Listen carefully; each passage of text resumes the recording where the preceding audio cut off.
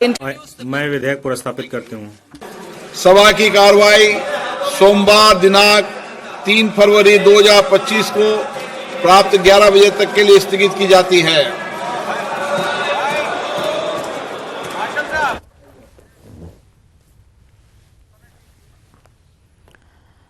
તો નાણામંત્રી નિર્મલા સીતારમણ સંસદમાં તેમનું 8મું બજેટ રજૂ કરવામાં આવ્યું છે તેમના દ્વારા અને આ વખતે ખૂબ મોટી જાહેરાતો પણ આ સાથે કરવામાં આવી છે અને સરકારનું ધ્યાન આ વખતે બિહાર પર ખાસ જોવા મળી રહ્યું છે જ્યાં આ વર્ષે ઓક્ટોબર નવેમ્બરમાં વિધાનસભાની ચૂંટણી યોજાવાની છે ત્યારે તો 12 લાખ રૂપિયા સુધી હવે કોઈપણ પ્રકારનો ટેક્સ નહીં ચૂકવવો પડે નોકરિયાત વર્ગ માટે ટેક્સને લઈને આ સૌથી મોટી જાહેરાત બજેટમાં કરવામાં આવી છે 12 લાખ રૂપિયા સુધી હવે કોઈ ટેક્સ ભરવો નહીં પડે ત્યારે જે મધ્યમ વર્ગીય લોકો છે તેમને ક્યાંક રાહત પ્રાપ્ત થઈ છે 12.75 લાખ સુધી કોઈપણ ટેક્સ નહીં ભરવો પડે તો આ ટેક્સમાં થોડી ઘણી રાહત પ્રાપ્ત થઈ છે નોકરિયાત વર્ગ માટે ટેક્સને લઈને આ સૌથી મોટા સમાચાર 12 લાખ રૂપિયા સુધી હવે કોઈ ટેક્સ નહીં ભરવો પડે તો આ તરફ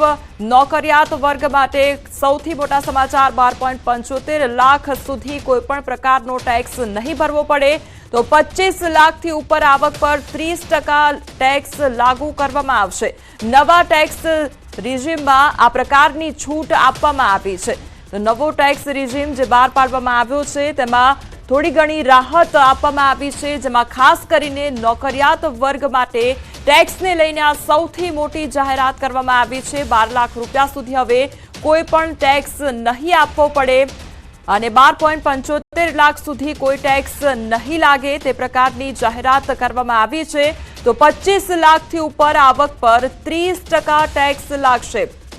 જો તમારી આવક 25 લાખથી વધુ હોય છે તો તેના પર 30% ટેક્સ લાગુ કરવામાં આવશે તો મહિને 1 લાખની આવક પર કોઈ પણ ટેક્સ નહીં લાગે મહિને 1 લાખની જો આવક ધરાવો છો તો તેમાં કોઈ પણ ટેક્સ નહીં લાગે નોકરિયાત વર્ગ માટે ટેક્સને લઈને આ સૌથી મોટી જાહેરાત કરવામાં આવી છે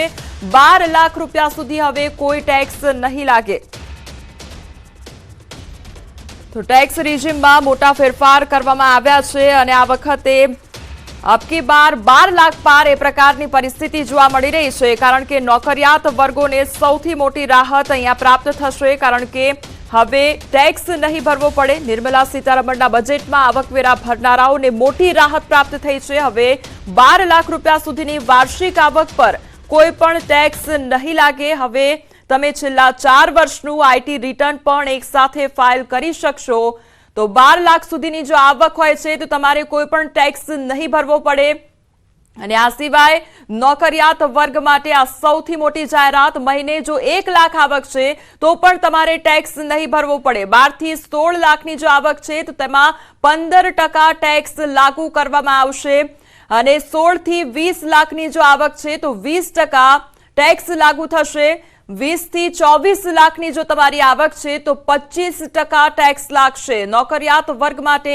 આ સૌથી મોટી જાહેરાત અને રાહતના સમાચાર એ કે 12 લાખ સુધીની જો આવક છે તો 0% ટેક્સ અને મહિને 1 લાખની જો આવક તમે ધરાવો છો તો પણ તમારે કોઈ પણ પ્રકારનો ટેક્સ નહીં ભરવો પડે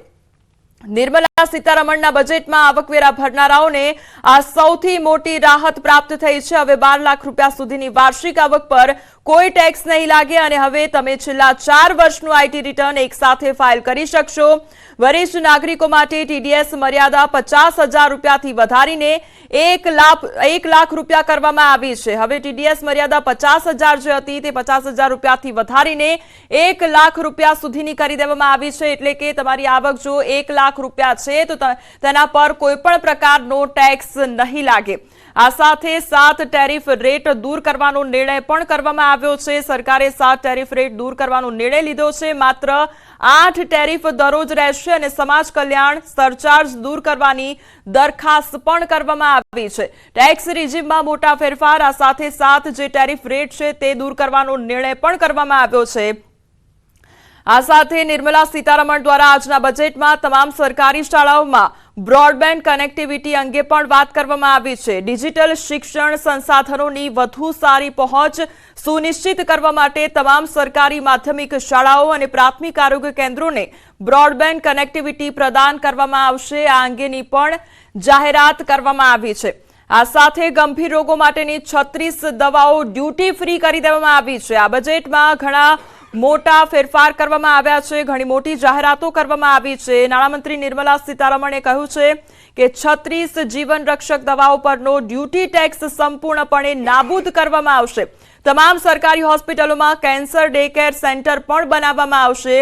કેન્સરને લઈને આ સૌથી મોટી જાહેરાત કરવામાં આવી છે। બહુ વખતથી આપણે વેટ કરી રહ્યા હતા, સર્વે સિમ્પ્લિફાય કરી રહ્યા છે, TDS સિમ્પ્લિફાય કર્યો છે,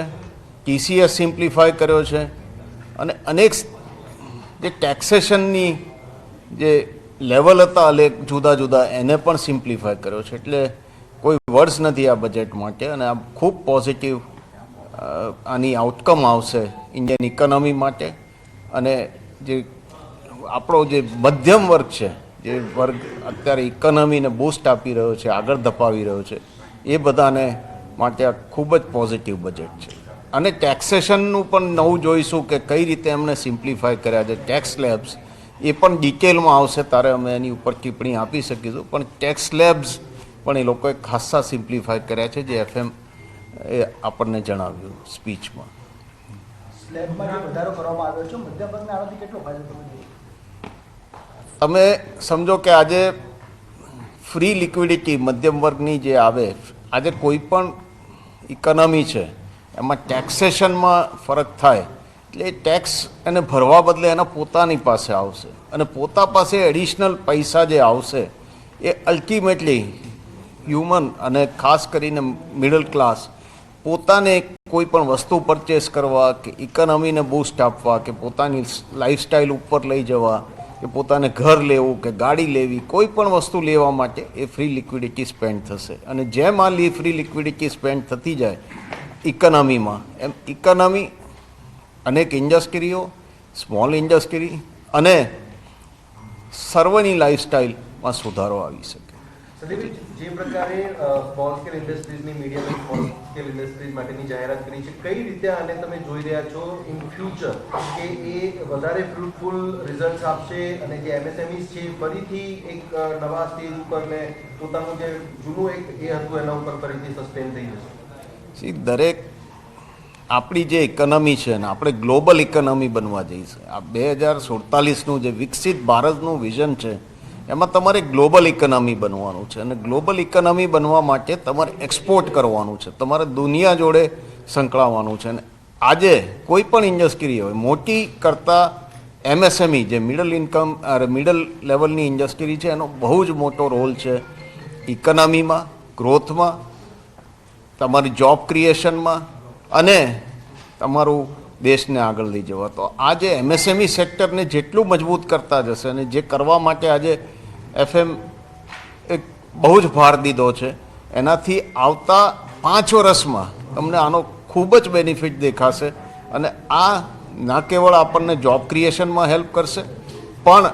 ઇવન લાર્જર ઇન્ડસ્ટ્રીને આગળ વધવામાં હેલ્પ કરશે ને ઇન્ડિયાના એક્સપોર્ટ્સને પણ ખૂબ સારી મદદ કરશે આવતા વર્ષોમાં।